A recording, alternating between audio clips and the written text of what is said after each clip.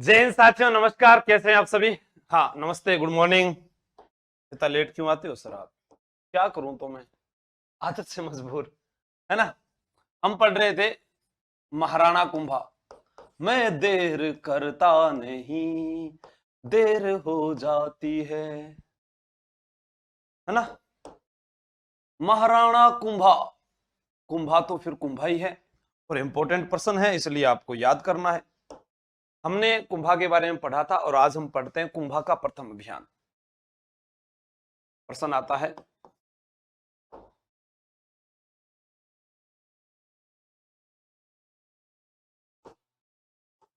कुंभा का प्रथम अभियान। कुंभा का प्रथम अभियान। कुंभा का प्रथम अभियान कहां था? कुंभा का प्रथम अभियान सिरोही में माउंट आबू पर आक्रमण किया था और वहां पर जो सिरोही के संस्थापक थे, जिनका नाम था सहसमल देवड़ा, उनको पराजित किया। और वहां पर एक अचलगढ़ दुर्ग है, उस अचलगढ़ दुर्ग में उन्होंने विष्णु मंदिर बनाया, जो कुमशा मंदिर के नाम से भी जाना जाता है। तो कुंभा का प्रथम अभियान कहां था? माउंट आबू, सिरोही। माउंट आबू जो है, इसे हिंदू ओलंपस कहा जाता है। कर्नल जेम्स टोड ने क्या नाम दिया है माउंट आबू को? हिंदू ओलंपस। एक प्रश्न आए, कुंभा का प्रथम अभियान माउंट आबू सिरोही है, यहां पर आक्रमण कर कुंभा ने यहां के शासक सहसमल देवड़ा को पराजित किया। शासक सहसमल देवड़ा को पराजित किया। सहसमल देवड़ा को पराजित किया। यस, कुंभा ने यहां के शासक सहसमल देवड़ा को पराजित किया है। दूसरा, आपको याद क्या रखना है?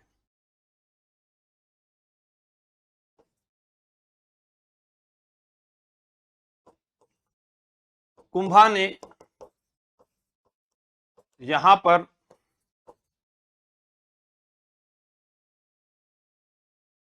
अचलगढ़ दुर्ग में स्थित अचलगढ़ दुर्ग में अचलगढ़ दुर्ग में कुंभशाम,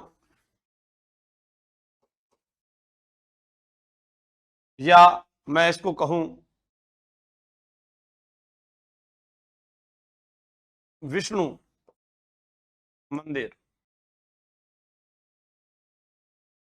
कुंभश्याम मंदिर को, कुंभश्याम मंदिर का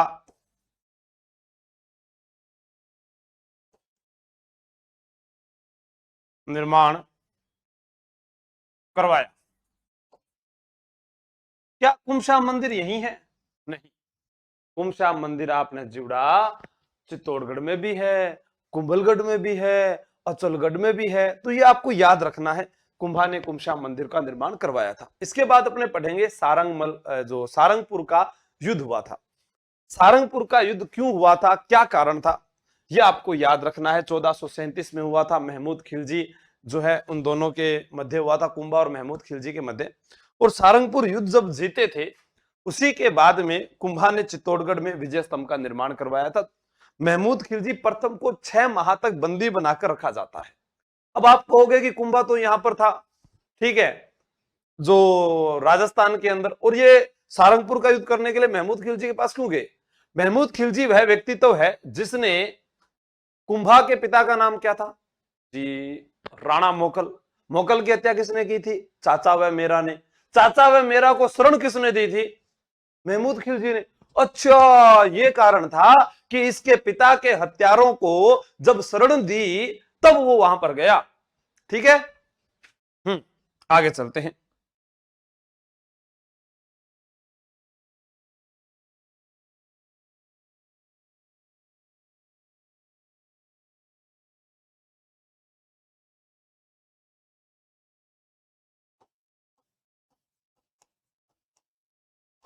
सारंगपुर युद्ध का कारण।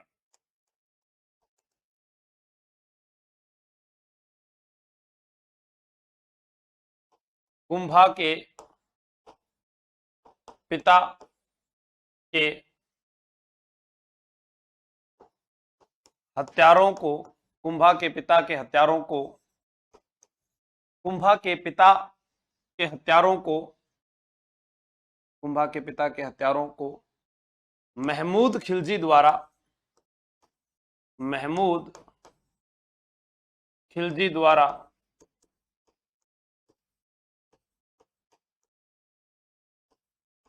शरण देना। याद रखना आपको। कब हुआ सारंगपुर युद्ध? इंपॉर्टेंट है, 1437 ईस्वी। मैंने क्या बताया था पहले दिन? कुंभा जब भी जाता था 143 बोलकर आ जाता था। तो 143 4 और 3 कितना हुआ? 7। अच्छा, हमने तो सर किसी को बोला ही नहीं। जब बोलोगे ना तो फिर युद्ध ही होगा। हाँ, इधर कौन आएगा? राणा कुंभा। और इधर कौन आएगा? महमूद खिलजी। कौन आएगा? महमूद खिलजी। राणा कुंभा युद्ध जीत गए, महमूद खिलजी युद्ध हार गए। ये आपको विशेष इसके अंदर ध्यान रखना है। ठीक है, अपने को और क्या लिखना है नोट लगाकर?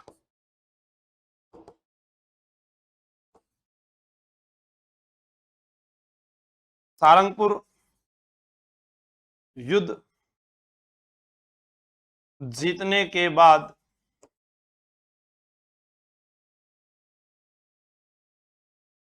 महमूद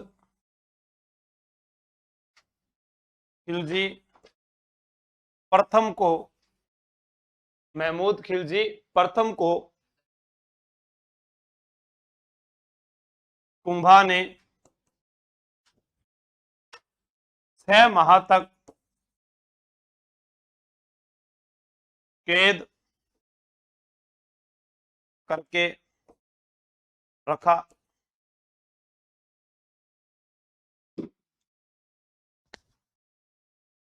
इस युद्ध विजय के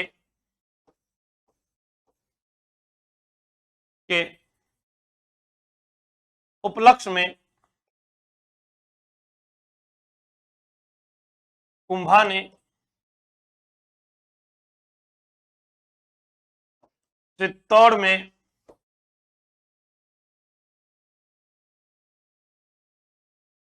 विजय स्तंभ का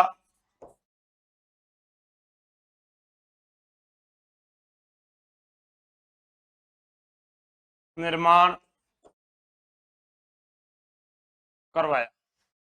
आपको याद रखना है, विजय स्तंभ 1440 से 1448 के मध्य बनाया गया है। चित्तौड़गढ़ दुर्ग में बनाया गया है। सारंगपुर युद्ध विजय के उपलक्ष्य में बनाया गया। 9 लाख रुपए, सॉरी 90 लाख रुपए खर्च। ठीक है, 90 लाख रुपए खर्च करके बनाया था। चक्रवात पद्धति में बनाया गया था। 9 मंजिला इमारत, 122 फीट ऊंचा है, 157 सीढ़ियों युक्त है। इसे नौखंडा महल भी कहा जाता है। जेता नापा पोमा पुंजा इसके शिल्पी थे। राजस्थान पुलिस माध्यमिक शिक्षा बोर्ड जो है, हाँ ठीक है। प्रहलाद चौधरी जी लाइव क्लासेस सारी चलती है? कौन सी नहीं चलती बताओ? रिकॉर्डेड आपको पहले से दे दिया, उसके बाद वो है कल्चर की क्लास मेरी। अभी एक बार ये टॉपिक मेवाड़ वाला पूरा हो जाए उसके बाद। गजानंद जी सर भी तो करवाते हैं, और भी तो अध्यापक है। मैं अकेला ही तो सब सारा थोड़ी ना करवाऊंगा। पुरुषोत्तम सर है, गजानंद जी सर है। मैंने 2 अध्यापक अलग से रख रखे मेरे सब्जेक्ट के। मैं मेरे हिसाब से जब टाइम मिलता है तब आपको पूरा करवा दूंगा। हाँ, अभी अब किसी टीचर के घर पर काम होता है तो वो जाएंगे नहीं क्या? कैसी बातें करते रहते हो आप। Good morning. चलो आगे हैं। ऐसे पढ़ाई करो आप, जितना मैटर उतना याद कर लो आप बस। फैमिली बेस में तो बहुत कुछ मैटर है। इधर देखो, ये विजय स्तंभ और जादुई बेच जो होता है वो सफलता के मतलब कि पहली सीढ़ी आप जो कहते हैं ना नौकरी की, वो वही है। जहां से आपको टू द पॉइंट पुराने पेपर में आए हुए प्रश्न वो सारे मिलते हैं। विजय स्तंभ कब बनाया गया? 1440 से 48 ईस्वी के मध्य। 1440 से 48 ईस्वी के मध्य क्या करवाया गया है? विजय स्तंभ का निर्माण करवाया गया है। अब आप कहेंगे कि विजय स्तंभ 1440 से 48 के मध्य, हाँ कहां पर है सर? ये विजय स्तंभ बना है चित्तौड़ दुर्ग में स्थित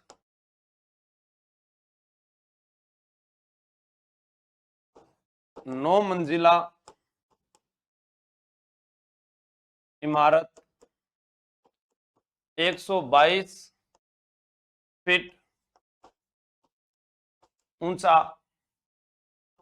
157 सीढ़ियों युक्त।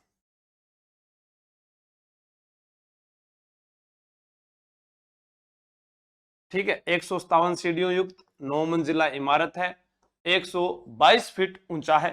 ठीक है, इसके बाद आपको ध्यान रखना है विजय स्तंभ के बारे में कि चित्तौड़गढ़ दुर्ग में बना हुआ है, 9 मंजिला इमारत है, 122 फीट ऊंचा है, 157 सीढ़ियों युक्त है। इसके अलावा आप यह लिख सकते हैं कि 90 लाख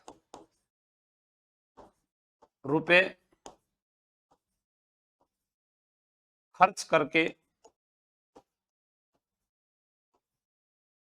कुंभा ने शिल्पी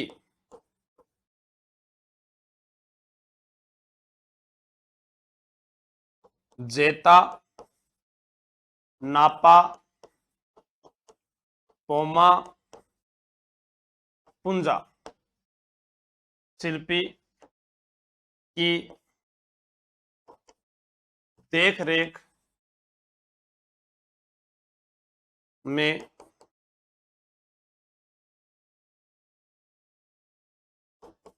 बनवाया। फिर आपको याद करना है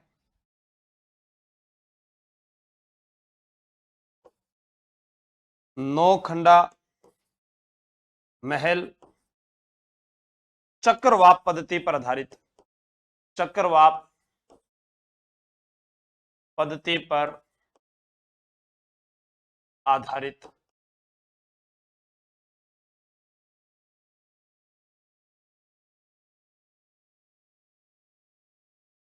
विष्णु को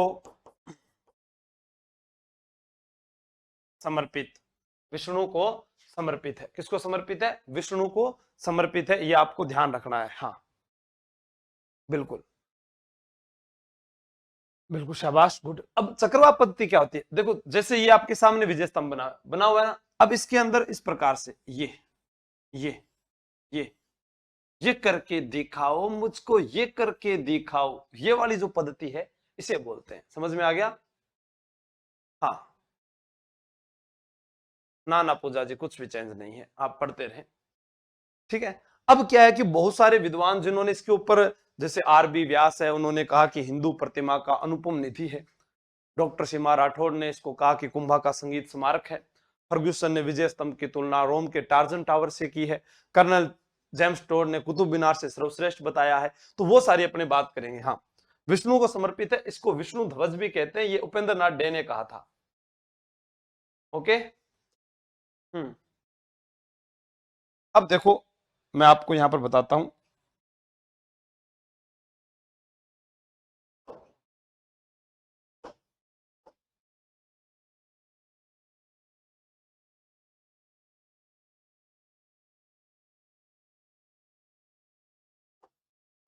विजय स्तंभ के लिए कही गई बातें क्या है? भारतीय मूर्तिकला का विश्वकोश, हिंदू देवी देवताओं का अजायब घर कहा जाता है, तीसरी मंजिल पर अल्लाह लिखा है, 9वीं मंजिल पर कुछ नहीं लिखा। सारी तमाम बातें 157 सीढ़ियां। हाँ तो 157 सीढ़ियों युक्ति तो है, गलत क्या लिख दिया इसमें ममता जी? 9 मंजिला इमारत 122 फीट ऊंचा, 157 सीढ़ियों युक्ति तो है। हाँ ठीक है, अब ये बातें आपको लिखनी है। जैसे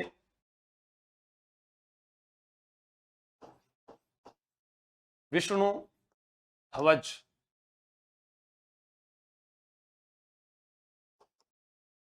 उपेंद्र नाथ डे ने बताया।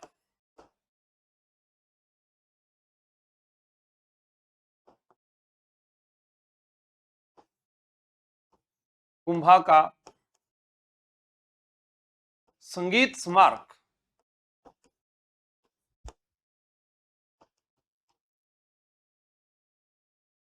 डॉक्टर सीमा राठौड़। कुंभा का संगीत स्मारक डॉक्टर सीमा राठौड़। आपसे पूछा जा सकता है हिंदू प्रतिभा का अनुपम निधि क्या है? हिंदू प्रतिभा का अनुपम निधि, हिंदू प्रतिभा या प्रतिमा की अनुपम निधि किसने बताया था? बताओ। रोम के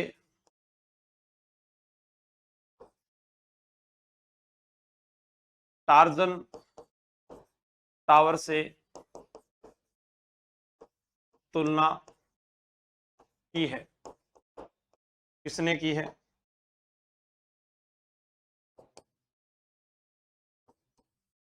कुतुब मीनार से, कुतुब मीनार से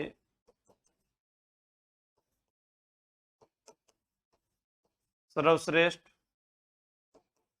बताया है। किसने बताया है? अब आपसे पूछे तो डॉक्टर बी आर व्यास। क्या है? डॉक्टर बी आर व्यास ने इसको क्या कहा है? विष्णु, अरे कुतुब मीनार, क्या बोलते हैं, हिंदू प्रतिमा की अनुपम निधि। ठीक है, डॉक्टर आर बी व्यास कह दो या बी आर व्यास कह दो।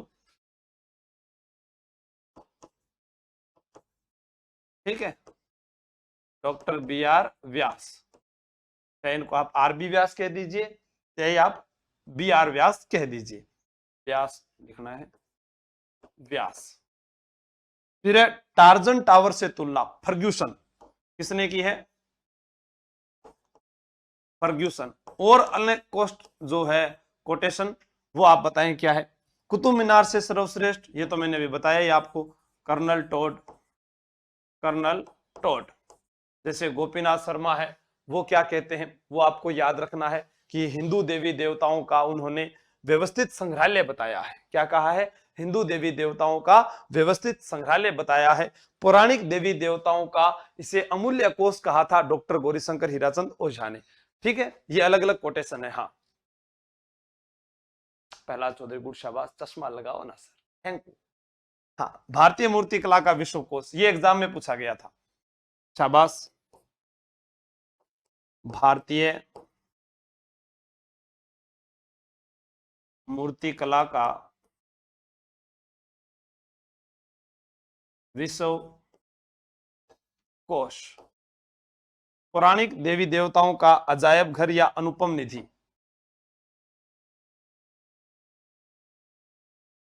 पौराणिक देवी देवताओं की अनुपम निधि। पौराणिक देवी देवताओं की अनुपम निधि इसको कहा जाता है। बिल्कुल, मूर्तियों का अजायब घर, बिल्कुल वही बात होगी ना, देवी देवताओं का व्यवस्थित संग्रहालय बोल दीजिए या इसको अजायब घर बोल दीजिए। हिंदू देवी देवताओं का व्यवस्थित संग्रहालय, या आपने क्या बताया है? अजायब घर। ठीक है, या इसको अपने मूर्तियों का अजायब घर, मूर्तियों का अजायब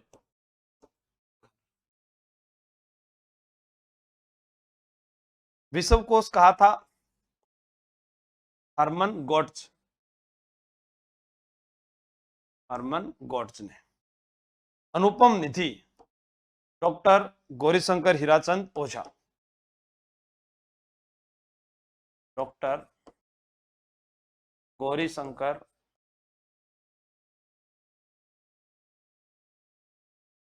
हीराचंद ओझा।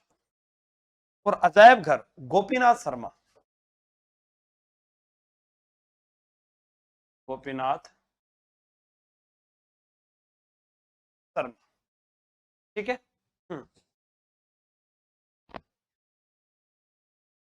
बिल्कुल, अजायब घर क्यों कहते हैं? अरे भाई अजायब घर देखो, जब अपने चिड़ियाघर जाते हैं तो वहां पर क्या है कि बहुत सारे पशु पक्षी होते हैं। इसको हिंदू देवी देवताओं का अजायब घर इसलिए कहा गया है कि विजय स्तंभ पर हिंदू देवी देवताओं की बहुत सारी मूर्तियां बनी हुई है, इस कारण इसे हिंदू देवी देवताओं का अजायब घर कहते हैं, मूर्तियों का अजायब घर कहते हैं। सर एक सवाल बोलिए प्रियंका गौड़ जी, क्या सवाल है? पूजा यादव जी, उसके लिए वो जादुई बैच आप ज्वाइन करें निश्चित सफलता के लिए। टेलीग्राम पर बताया हुआ है, देख लेना आप वहां पर। तो ये सारी चीजें आप यहाँ देख रहे हैं। विष्णु ध्वज, कुंभा का संगीत स्मारक, हिंदू प्रतिभा या प्रतिमा की अनुपम निधि, रोम के टार्जन टावर से तुलना की गई है, और कुतुब मीनार से सर्वश्रेष्ठ बताया है कर्नल टोड ने, भारतीय मूर्ति कला का विश्वकोश, पौराणिक देवी देवताओं की अनुपम निधि, हिंदू देवी देवताओं का व्यवस्थित संग्रहालय भी इसे कहा जाता है। हाँ, ये आप ना ऐसे याद कर लेना, काम आएगा आपके बिल्कुल। आगे चलते हैं।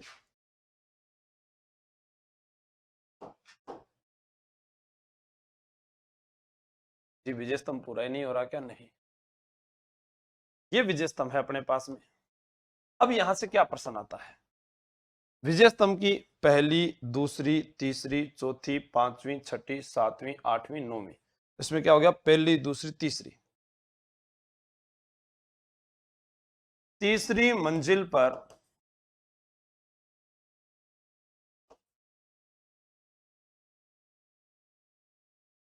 अरबी भाषा में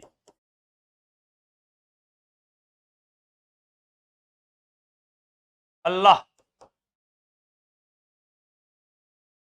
लिखा हुआ है,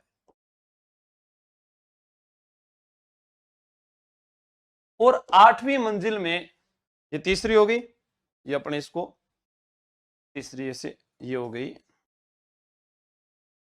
तीसरी मंजिल। चौथी, पांचवी, छठी, सातवीं, आठवीं,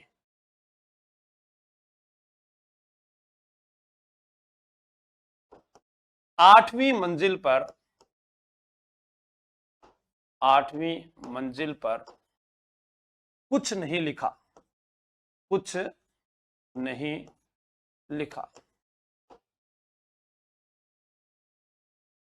ये हो गई नौवीं मंजिल ऊपर वाली, ये हो गई नौवीं मंजिल पर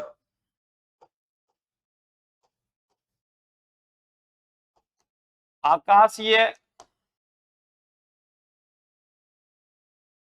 बिजली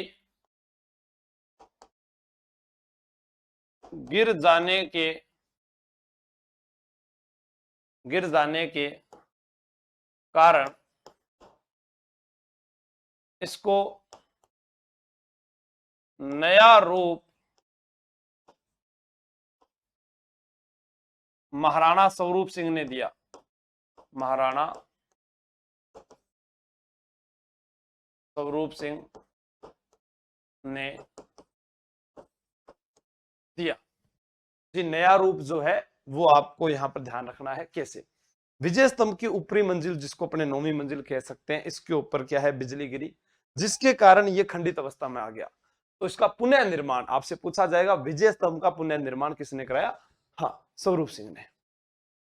शिल्पी जेता नापा पुंजा पोमा है ना, ये लिखा हुआ देखो आप, यहां लिख दिया जेता नापा पोमा पुंजा, ठीक है, बनाने वाले। तो पहली, दूसरी, तीसरी, चौथी, पांचवी, पांचवी मंजिल जो है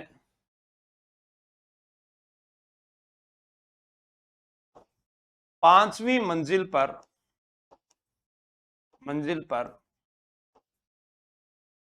शिल्पकारों की मूर्तियां, शिल्पकारों की मूर्तियां, ठीक है। 5वीं मंजिल पर शिल्पकारों की मूर्तियां, ये आ गया हमारे बीच में। अब आपसे पूछा जाए प्रश्न,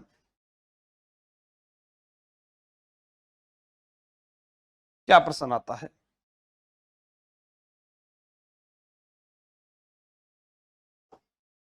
राजस्थान में पहला डाक टिकट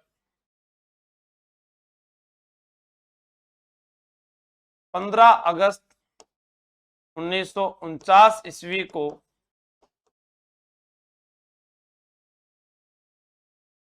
विजय स्तंभ पर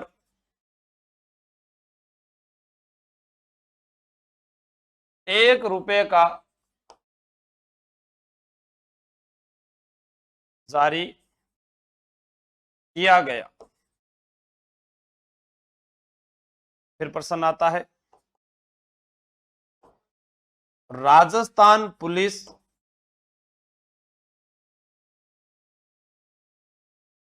माध्यमिक शिक्षा बोर्ड व जे के सीमेंट का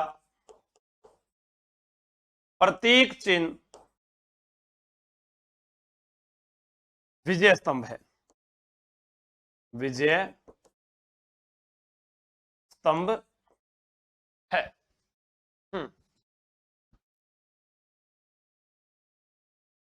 शाबाश सर। विजय स्तंभ को कीर्ति स्तंभ, ना ना, विजय स्तंभ को कीर्ति स्तंभ नहीं कहते। विजय स्तंभ पर अत्रि पुत्र महेश ने कीर्ति स्तंभ प्रशस्ति लिखवाई थी। कीर्ति स्तंभ अपने अलग से पढ़ेंगे। हाँ, सीताराम और मंजिलों पर कुछ ना कुछ लिखा हुआ है, कुछ ना कुछ बना हुआ है, ठीक है।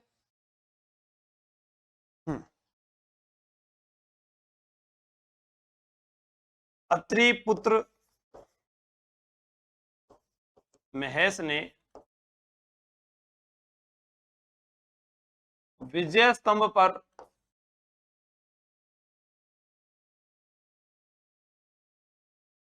कीर्ति स्तंभ प्रशस्ति लिखी। ये आपको याद रखना है। ये 3 बातें मुख्य है आपके लिए, ये एक्स्ट्रा आपको याद करनी है। मैं दोबारा रिपीट करता हूं, सारंगपुर का युद्ध हुआ। मैंने क्या कहा, कुंभा जब भी किसी के पास जाता था 143 बोलकर आता था। महमूद खिलजी ने जैसे ही सुना वो हार गया।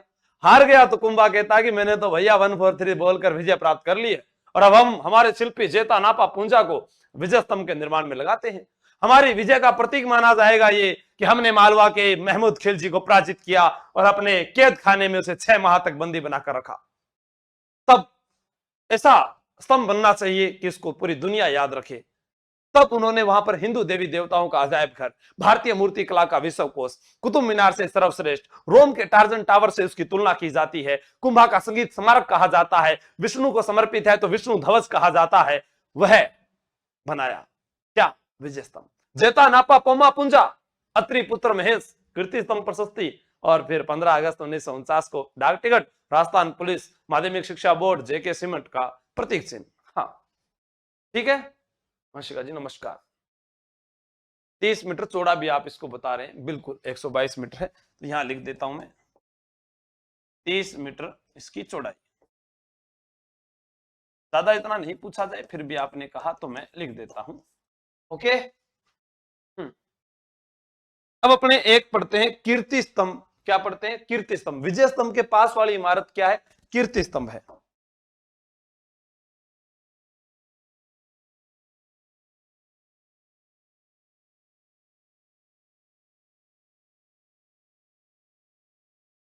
ये क्या है गुरुजी?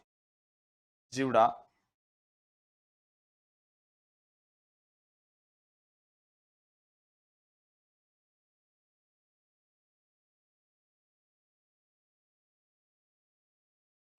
कीर्ति स्तंभ।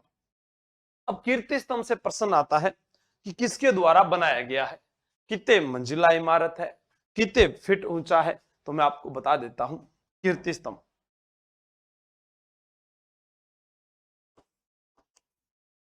7 मंजिला इमारत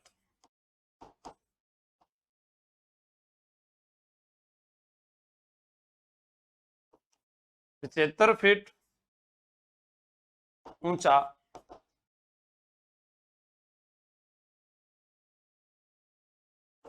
प्रथम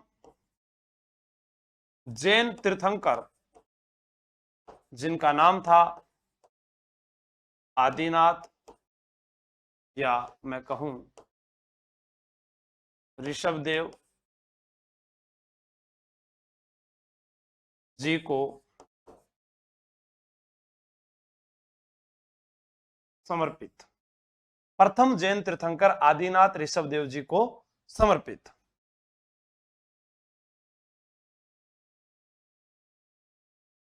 प्रथम जैन तीर्थंकर आदिनाथ ऋषभदेव जी को समर्पित।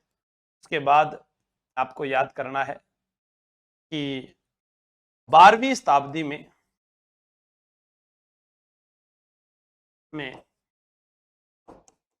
जैन बघेरवाल जैन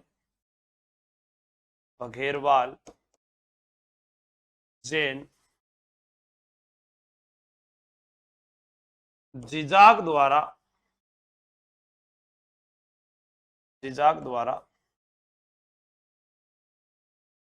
निर्मित। बघेरवाल जैन जिजाग द्वारा निर्मित। शाबाश।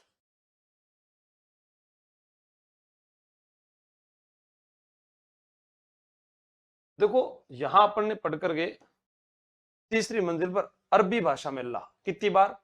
9 बार। यह भी विशेषकर ध्यान रखना है आपको, ठीक है।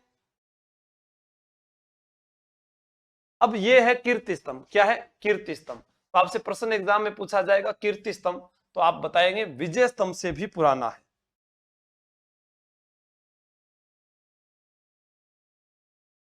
विजय स्तंभ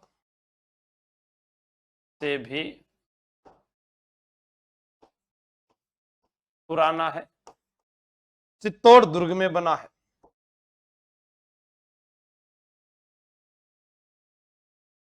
चित्तौड़ दुर्ग में स्थित, ठीक है। हाँ, उतारो फिर आगे चलते हैं।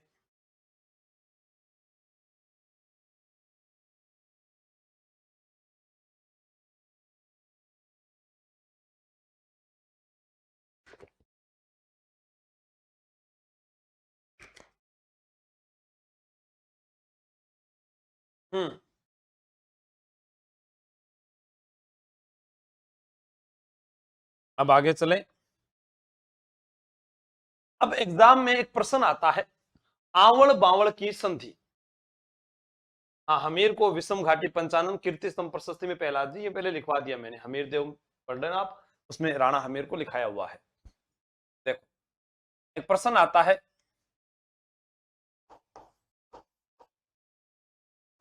आवड़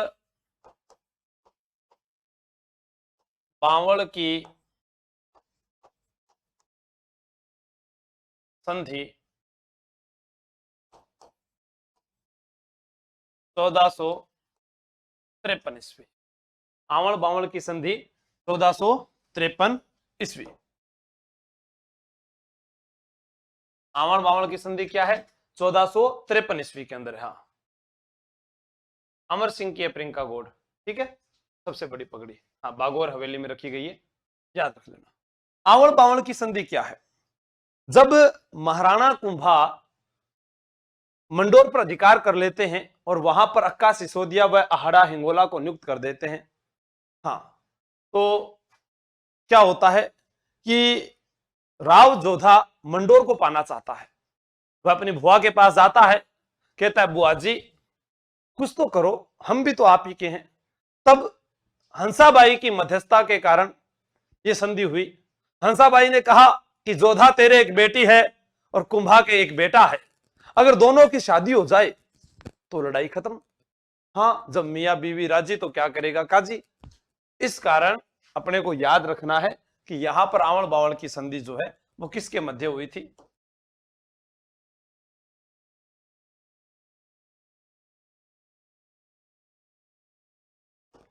राणा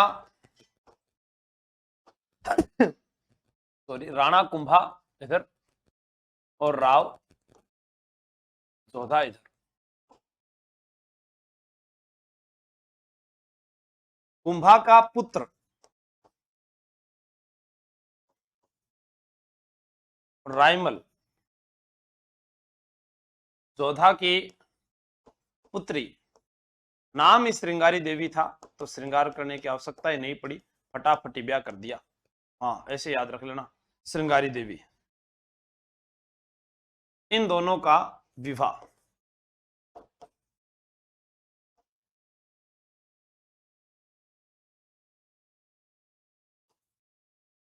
संधि का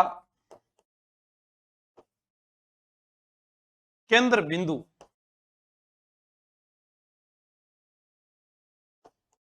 सोजत पाली। बोलो मेरे साथ, सोजत की तो सजने वाली मेहंदी प्रसिद्ध है, सोजत की तो सजने वाली मेहंदी प्रसिद्ध है, फालना के तो फैलने वाले छाते प्रसिद्ध हैं।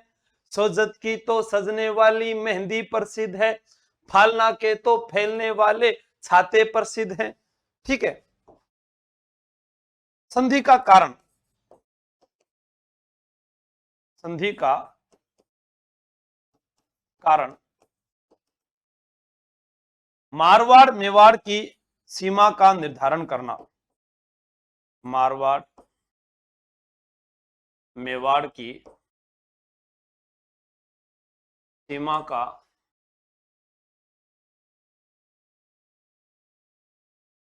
निर्धारण करना।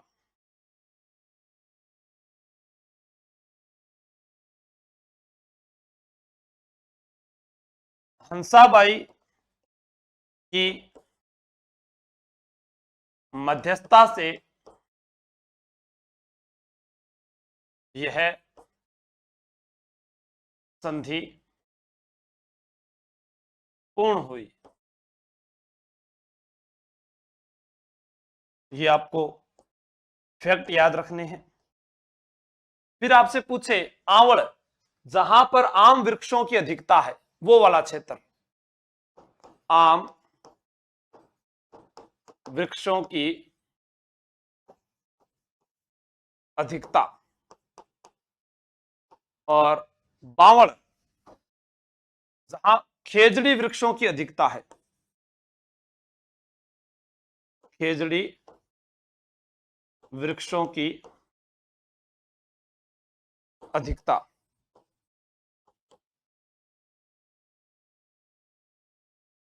तो इधर अपने इस प्रकार समझ सकते हैं, ये तो हो गया सोजत, इधर हो गया मारवाड़ मेवाड़, मारवाड़ी कर देता हूं चलो, मारवाड़, और यहां मैं बावड़ लिख देता हूं, बावड़। ये हो गया मेवाड़, यहां लिख देता हूं मैं आवड़। तो मेवाड़ वाला क्षेत्र आवड़, मारवाड़ वाला क्षेत्र बावड़, आपको इधर से समझ में आ जाएगा। श्रृंगारी देवी जो थी, इसने गोसुंडी बावड़ी का निर्माण करवाया, और गोसुंडी बावड़ी जो है वो चित्तौड़गढ़ में है, जहां से हमें वैष्णव धर्म की जानकारी मिलती है, राजस्थान में सबसे पहले। याद कैसे रखोगे, वही याद रख लेना। देखो, रायमल ने श्रृंगारी देवी को बोला 1 4 3, रायमल ने श्रृंगारी देवी को क्या बोला 1 4 3, और 1 और 4 कितने होते हैं 5, तो याद क्या हो गया 1453। ठीक है। हाँ,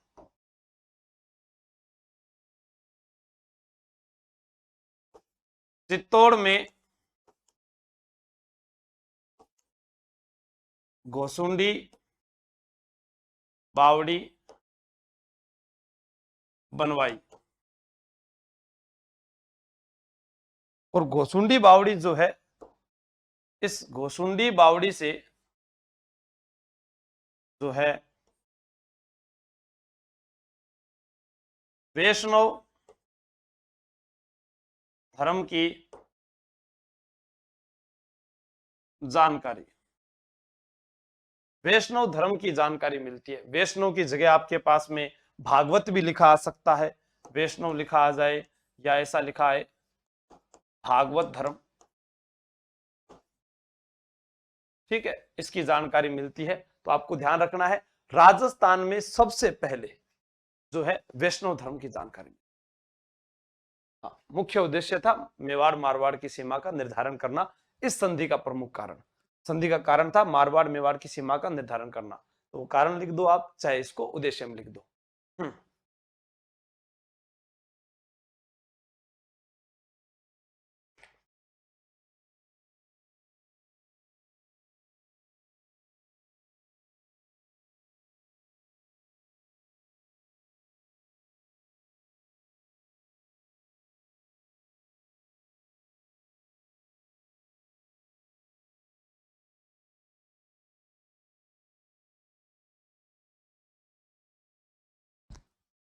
आगे चले, चालो। अब होती है नागौर की लड़ाई, मोस्ट इंपोर्टेंट है, याद रख लेना। नागौर की लड़ाई क्या होता है? नागौर के अंदर अपने कहें कि नागौर जो है वहां के एक शासक थे फिरोज खान। क्या थे? फिरोज खान। नागौर, मैं ये कहूं कि ये जो क्षेत्र है वो नागौर, यहां के शासक थे फिरोज खान। फिरोज खान की मृत्यु हो गई। मृत्यु हो गई तो इनके दो उत्तराधिकारी आए, एक का नाम था समश खां और एक का नाम था मुजाहिद खां।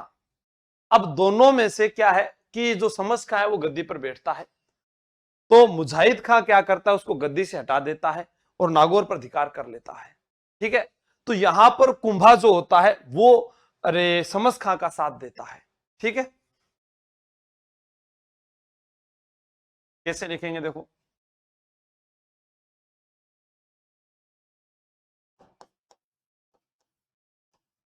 समश खां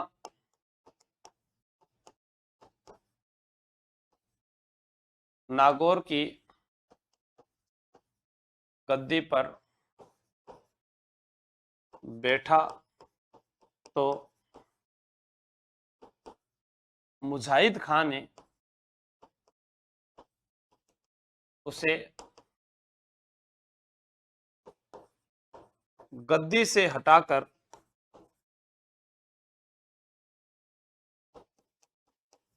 नागौर पर अधिकार किया।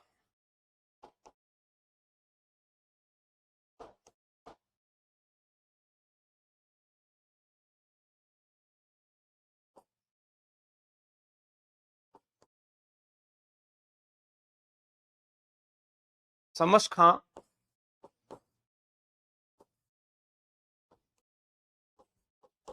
राणा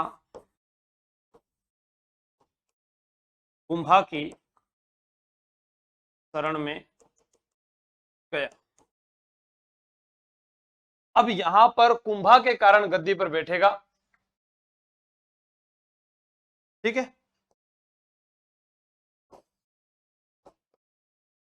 कुंभा ने समश खां को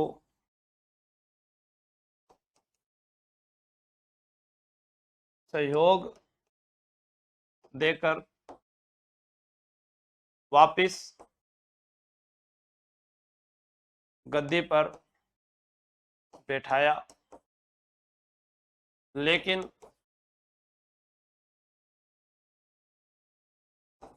समश खां ने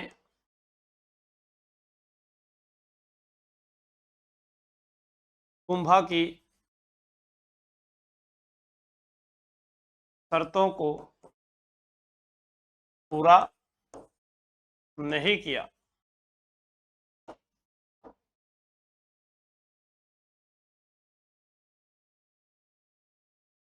कुंभा नागौर पर आक्रमण कर मस्जिदों को तुड़वा देता है और गोचर भूमि में गोचर भूमि में बदल देता है।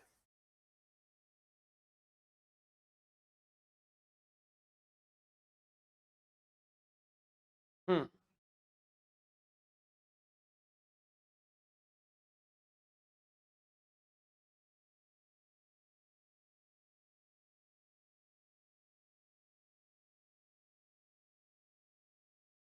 ठीक है सर, एक क्वेश्चन अब क्या होगा, समझ भागकर अहमदाबाद चला गया। समझ खां भागकर अहमदाबाद